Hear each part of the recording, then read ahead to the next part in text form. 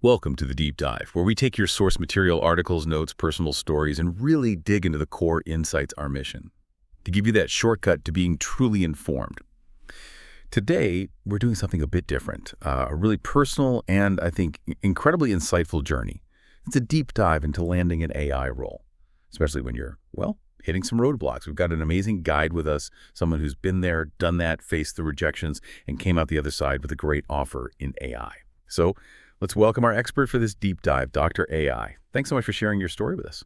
Oh, it's great to be here. I'm Dr. AI, and yeah, I'm actually really excited to share this. It's my story, my journey from constant rejection for AI jobs to finally landing the one I wanted.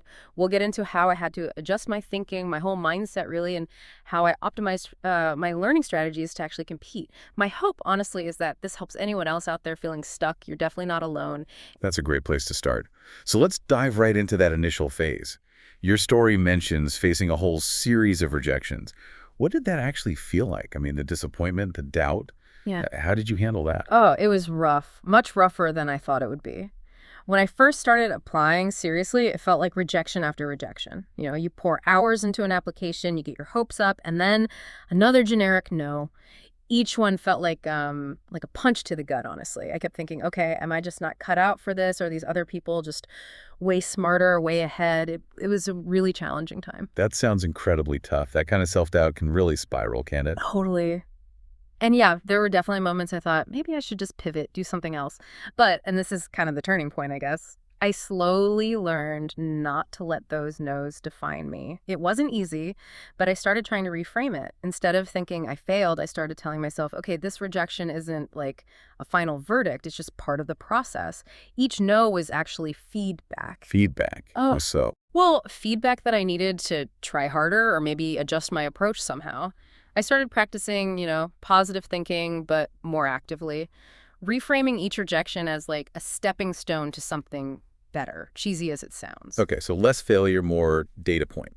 Exactly, like negative training data for my own career path. It sounds a bit nerdy, but thinking like that helped me move past the really negative emotions and slowly rebuild my confidence. So for anyone listening, it really comes down to resilience, right? Building that muscle. That mindset shift sounds absolutely crucial. But you mentioned adjusting your approach too.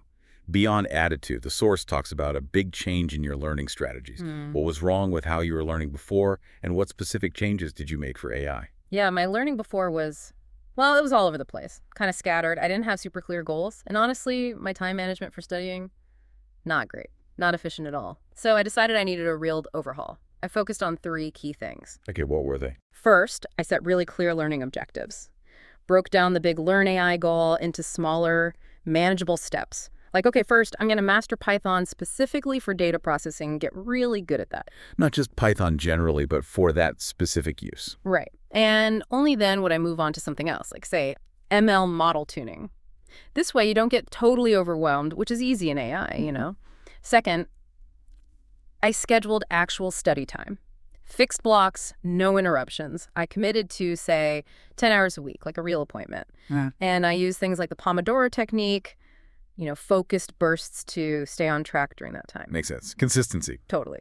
And third, and this was maybe the biggest thing, I actively chose really effective resources, books, courses, but paired them immediately with practical projects. Ah, the hands-on part. Yes. Yeah. So important. I picked resources focused on core AI skills, the stuff jobs were actually asking for. Then right away, I'd apply it. Like I learned about regression, then boom, I built a housing price prediction project, start to finish. Not just reading about it. Exactly. Data cleaning, building the model, testing it. It wasn't just theory anymore. It was actual work.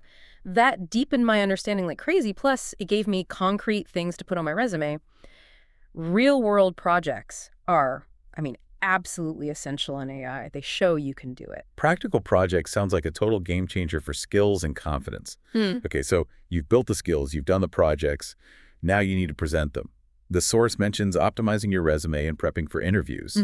What did you do specifically for an AI resume, and how did you prep for those interviews? Right. So the resume, I spent a lot of time on that. It wasn't just listing skills. I made sure to really emphasize all the AI stuff, Python, frameworks like TensorFlow or PyTorch, the data analysis projects.